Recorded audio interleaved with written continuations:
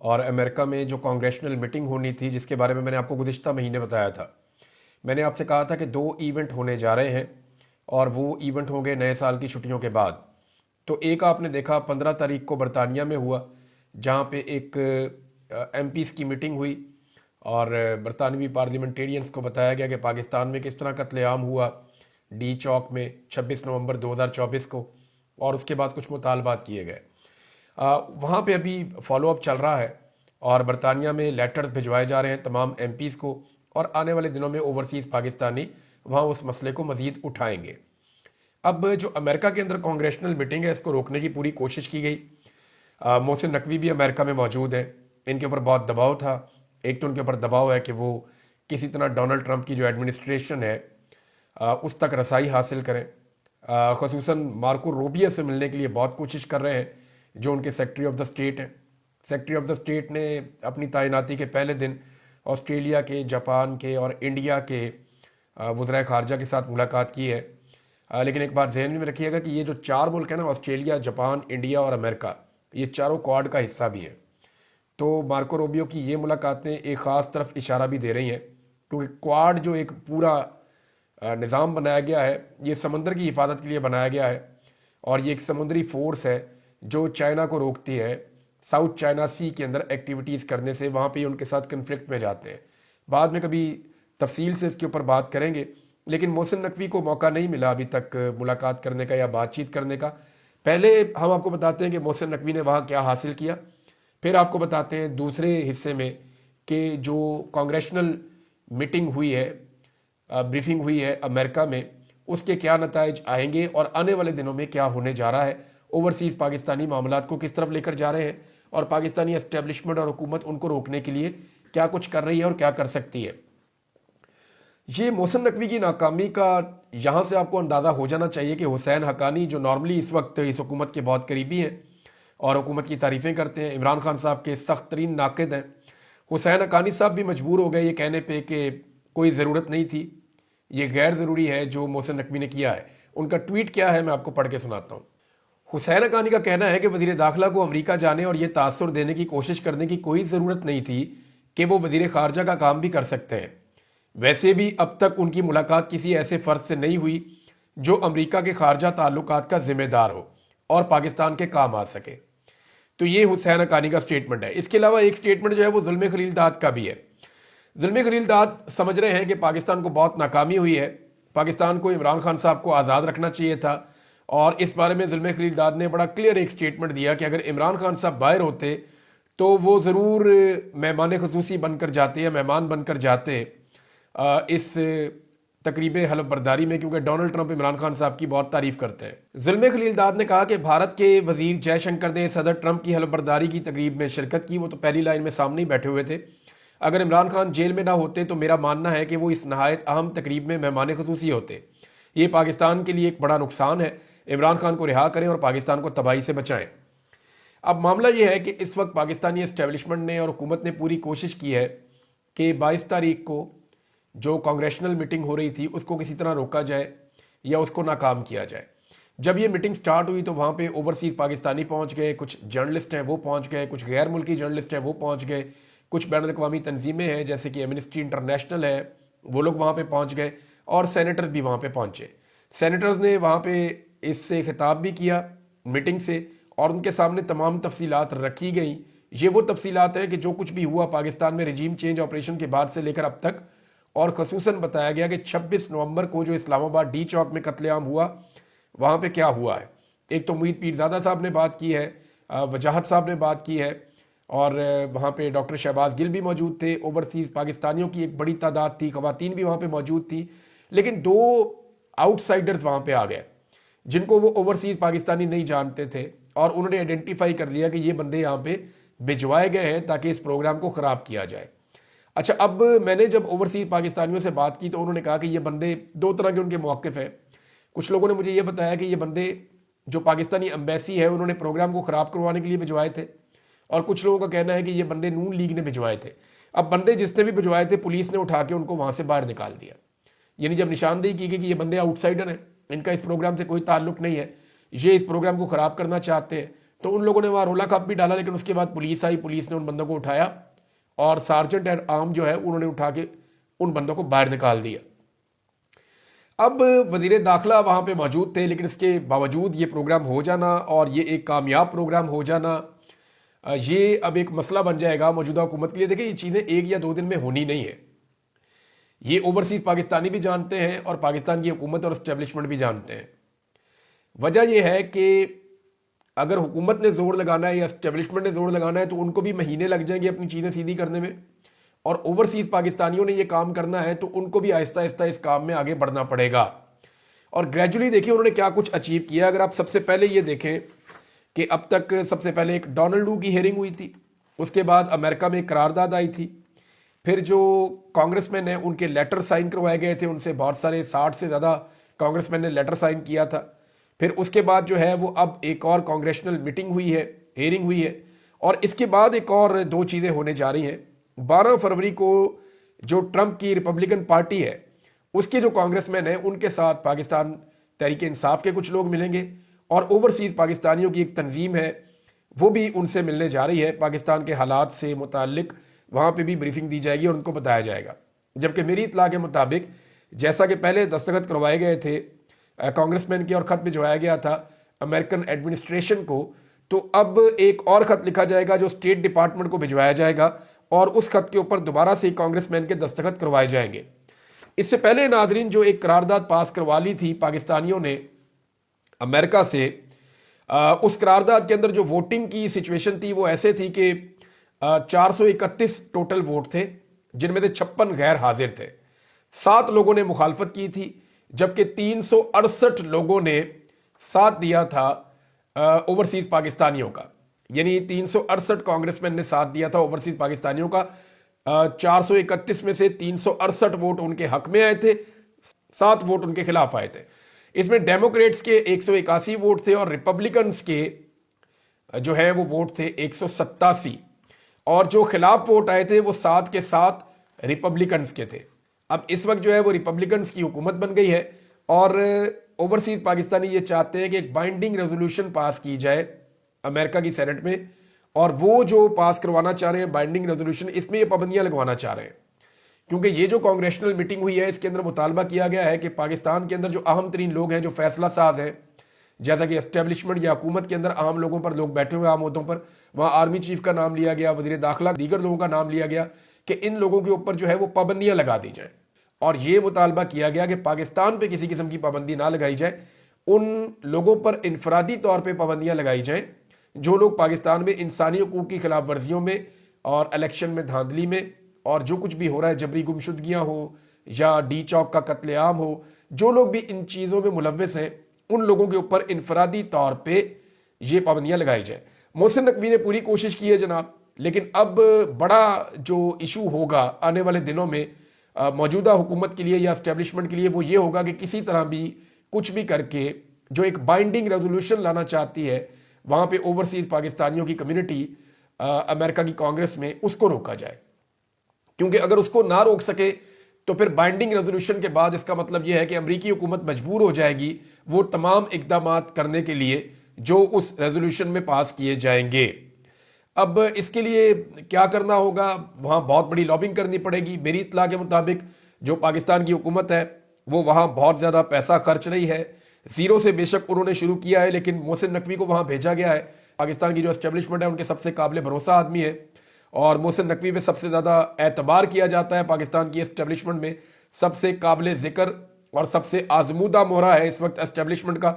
محسن نقوی کو بھیجا گیا، بہت خرچہ کیا جا رہا ہے، اوورسیز پاکستانیوں کو منانے کی کوشش کی جا رہی ہے، لیکن جو اوورسیز پاکستانی ہیں وہ مان نہیں رہے۔ وہ یہ کہہ رہے ہیں کہ پاکستان کے اندر ظلم اور زیادتی بند کی جائے، بصورت دیگر وہ اپنا کام جاری رکھیں گے۔ اب دیکھیں فرق کیا ہے،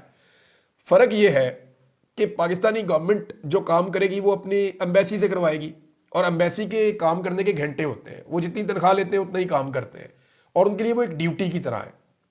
لیکن اوورسیز پاکستانی یہ سارا کچھ کر رہے ہیں جیب سے پیسے خرچ کر کے، اور وہ ایک پیشن کے ساتھ کر رہے ہیں۔ اب یہ تو نہیں ہو سکتا کہ پاکستان کی اسٹیبلشمنٹ خود جا کے امریکہ میں بیٹھ جائے، یا وزیر داخلہ کو ہمیشہ کے لیے امریکہ میں بٹھایا جائے، انہیں واپس بھی آنا ہے۔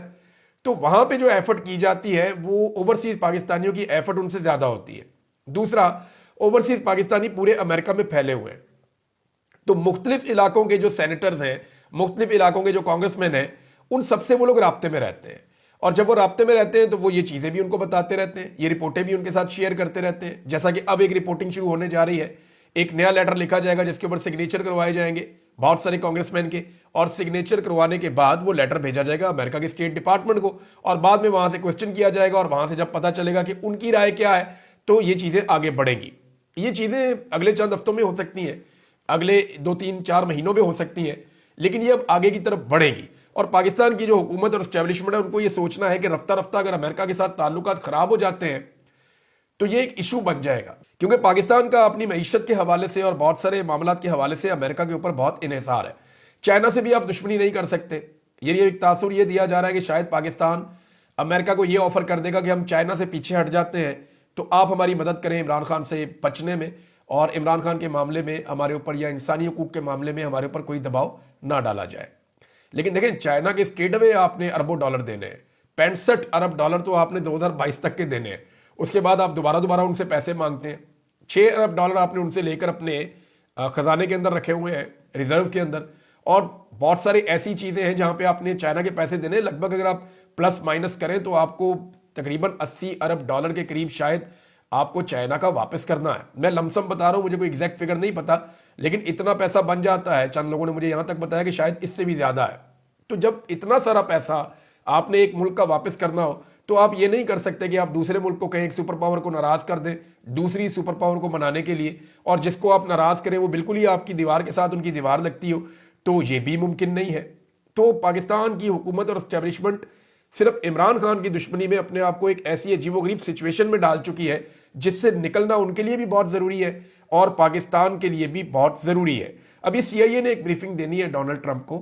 पाकिस्तान के हवाले से, या डोनाल्ड ट्रंप की इंतज़ामिया को, और ये वाकई में एक इम्पॉर्टेंट ब्रीफिंग होगी जिसके बाद फिर डोनाल्ड ट्रंप का मौक़िफ़ पाकिस्तान के बारे में आ सकता है। हो सकता है कि वो इमरान खान साहब की फेवर में हो सकता है कि वो इमरान खान साहब की उतनी फेवर में ना हो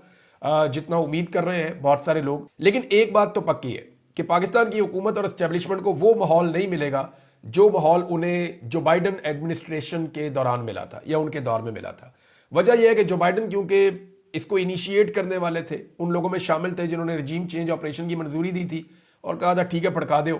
तो उन्होंने फिर बहुत ज़्यादा साथ दिया। पाकिस्तान के बहुत हालात ख़राब हुए, बहुत सारी चीज़ें गलत हुई, लेकिन इसके बावजूद उन्होंने अपनी आंखें बंद रखी। तो वैसी सपोर्ट और सहूलतकारी तो अमेरिका से अब मिलने वाली नहीं है। तो नाज़रीन, आने वाले दिनों में भी अमेरिका से बड़ी खबरें आएंगी, हम आपके साथ शेयर करते रहेंगे। लेकिन अभी इमरान खान साहब ने एक बड़ा स्टेटमेंट दिया है, वो स्टेटमेंट आपको ज़रूर सुनना चाहिए। उन्होंने कहा कि याह्या खान पार्ट 2 के इक़्तिदार को तूल देने और 9 मई के वाक़यात को छुपाने के लिए कादी फ़ायद ईसा ने 9 मई फॉल्स फ्लैग ऑपरेशन और 8 फरवरी इंतखाबी धांधली से मुताल्लिक हमारी पटिशन नहीं सुनी।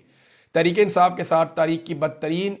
इंसानी हुकूक की खिलाफ वर्जियाँ की गई। जिले शाह से लेकर समी वजीर तक हमारे साथ जुल्म और जबर की एक तवील दास्तान है। हमें मुल्क भर में किसी भी अदालत से इंसाफ नहीं मिल सका। अदालतें मफलूज हैं। आज भी इनको यही खौफ है कि कोई जज मेरिट पर हमारी इंसानी हुकूक के खिलाफ वर्जियों की दरखास्तें ना सुन ले और कहीं हमें इंसाफ ना मिल जाए। ये जो भी कर लें, खुदाई कानून है कि जुल्म और जबर का दौर ज़्यादा देर तक नहीं चल सकता। मैं सऊदी अरब के वली अहद शहजादा मोहम्मद बिन सलमान का इंतहाई मशकूर हूँ कि उन्होंने मेरी अपील पर 7200 के करीब गरीब और मुस्तहिक पाकिस्तानियों को सऊदी अरब की जेलों से रिहा किया। मैंने हमेशा यही कोशिश की है कि अपने ओहदे और असर रसूख से आम पाकिस्तानियों की ज़िंदगी संवारने का इक़दाम कर सकूं। मेरा सियासत में आने का मकसद भी यही था और मैं जब तक ज़िंदा हूँ मैं ये करता रहूँगा और इसी के लिए जद्दोजहद जारी रखूँगा। मुझे या बुशरा बीबी को अलकादर ट्रस्ट से कोई माली फ़ायदा नहीं है। अच्छा, वैसे मैं आपको ये बताऊं कि मोहम्मद बिन सलमान पाकिस्तान आए थे तो उन्होंने इमरान खान साहब से पूछा था कि मैं आपके लिए क्या कर सकता हूं, तो इमरान खान साहब ने कहा था जी हमारे कैदी हैं और वो बंद हैं, गरीब लोग हैं, कमज़ोर लोग हैं, छोटे छोटे जराइम के अंदर बंद हो जाते हैं, कई बड़े जराइम उनमें बंद हो जाते हैं, कुछ लोग वहाँ के कवानीन से लाइलम होते हैं, इस वजह से बंद हो जाते हैं। तो बहुत सारे लोग आपकी जेलों में कैद हैं सऊदी अरब में, उनको रिहा कर दें, आपकी बड़ी मेहरबानी होगी। और उसके बाद जो है मोहम्मद बिन सलमान ने वादा किया था, तो अब 7200 लोग जो है उनकी रिहाई हुई है। उसके ऊपर इमरान खान साहब ने मोहम्मद बिन सलमान का शुक्रिया अदा किया है। फिर इमरान खान साहब ने कहा कि मुझे या बुशरा बीबी को अलकादर ट्रस्ट से कोई माली फ़ायदा नहीं है। मलिक रियाद इस बात की गवाही देंगे कि मैं वाहिद वज़ीर आज़म था जिसने उनसे अपने ज़ाती या माली फ़ायदे के लिए कोई चीज़ तलब नहीं की। زرداری کی طرح بلاول ہاؤس نہیں بنوایا اور نئی شریف خاندان کی طرح ون ہائٹ پارک دگنی قیمت پر بیچا ہے۔ میرے لیے پاکستان کے نوجوانوں کا مستقبل اہم تھا اور اسی کے لیے القادر یونیورسٹی قائم کی۔ انہوں نے مجھے تکلیف دینے کے لیے ہر حربہ استعمال کیا۔ بشرا بی بی کے خلاف اپوزیشن کی جانب سے چلائی جانے والی سوشل میڈیا کمپین کی سختی سے مذمت کرتا ہوں۔ اپوزیشن پچھلے 6 سال سے بشرا بی بی پر کیچڑ اچھال رہی ہے تاکہ کسی طرح سے میری کردار کشی کی جا سکے۔ جو ہمارے خیر خواہ ہوتے ہوئے ان کے پروپیگنڈے کا حصہ بنتے ہیں وہ ہمارے خیر خواہ نہیں ہیں بلکہ دشمن کے مشن کی تکمیل کر رہے ہیں۔ یہ جی عمران خان صاحب نے سٹیٹمنٹ دیا ہے۔ اب اس میں ملک ریاض صاحب کا ذکر آیا تو میں آپ کو 1-2 چیزیں اور بتا دیتا ہوں اس کیس کے حوالے سے۔ پاکستان کی اسٹیبلشمنٹ، اور یہ میں پکی خبر آپ کو دے رہا ہوں، یہ باقاعدہ ڈسکشن ہوئی ہے کہ کیا ملک ریاض واقعی کوئی بم پھوڑ دے گا، یا ملک ریاض سارا ڈیٹا لیک کر دے گا، یا ملک ریاض بتائے گا کہ جناب فلاں بندے کو میں نے اتنے پیسے دیے تھے، فلاں آفیسر میرے پاس آیا وہ میرے سے یہ لے گیا، فلاں نے میرے سے گاڑی لی، فلاں نے میرے سے پلاٹ لیا، فلاں نے میرے سے بیرون ملک یہ لیا، فلاں نے میرے سے اتنا پیسہ لیا، فلاں نے اتنی رشوت لے کے یہ والا کام کیا، فلاں نے میرے سے فلاں چیز منگوائی بیرون ملک سے، فلاں نے یہ چیز کی، فلاں ادارہ میرے پاس آیا انہوں نے یہ کہا۔ تو یہ ساری چیزیں کیا ملک ریاض بتائے گا؟ تو اسٹیبلشمنٹ کے اندر باقاعدہ اس کے اوپر جو ڈسکشن ہے اس کا نتیجہ یہ نکلا ہے کہ انہیں پورا یقین ہے کہ ملک ریاض کوئی دھماکہ نہیں کریں گے، ملک ریاض کوئی چیز نہیں بتائیں گے۔ وہ کاروباری آدمی ہے اور وہ ایک حد سے زیادہ نقصان برداشت نہیں کرے گا۔ ملک ریاض اپنا کاروبار کرنا چاہتے ہیں، ویسے بھی سونے کے انڈے دینے والی مرغی ہے ملک ریاض۔ وہ اگر پاکستان میں ہے تو سونے کے انڈے دیتی رہے گی اور تمام پاکستانی جو اشرافیہ ہے وہ اس سے مستفید ہوتی رہے گی۔ لیکن جب یہ مرغی کسی اور ملک میں جا کے انڈے دے گی تو پھر پاکستانی جو ہے وہ اسٹیبلشمنٹ یہی سوچے گی نا کہ پھر اس مرغی کو ذبح کر دیا جائے۔ اس کی وجہ یہ ہے کہ نہ صرف ملک ریاض دبئی گئے ہیں بلکہ بہت سارے جو اوورسیز انویسٹرز ہیں ان کے پاس ایک بہت بڑا ڈیٹا بھی ہے نا، جس میں ان کو پتا ہے کہ کون آدمی کیا چیز خریدنے میں کس وقت دلچسپی رکھتا ہے اور کس کی کیا مالی حیثیت ہے، تو یہ اس کے مطابق سب کو پیکج پلان دیتے ہیں۔ یہ بڑا سائنس ہے۔ تو ملک ریاض کے پاس سارا ڈیٹا بھی ہے، ہر چیز کا پتہ ہے۔ تو پاکستان میں جو ریئل اسٹیٹ کا کاروبار کرنے والے ادارے یا لوگ ہیں ان کو پرابلم ہو گئی ہے۔ وہ یہ سوچ رہے ہیں کہ ملک ریاض اوورسیز پاکستانیوں کی انویسٹمنٹ باہر لے جائے گا، یہاں پہ کچھ آئے گا نہیں، تو اس کا بھی ایک بہت بڑا امپیکٹ ہے ان کے اوپر۔ لہذا ملک ریاض جس کے خلاف میڈیا ایک لفظ نہیں بولتا تھا، میڈیا پہ بیپ لگ جاتی تھی ملک ریاض کا نام آتا تھا،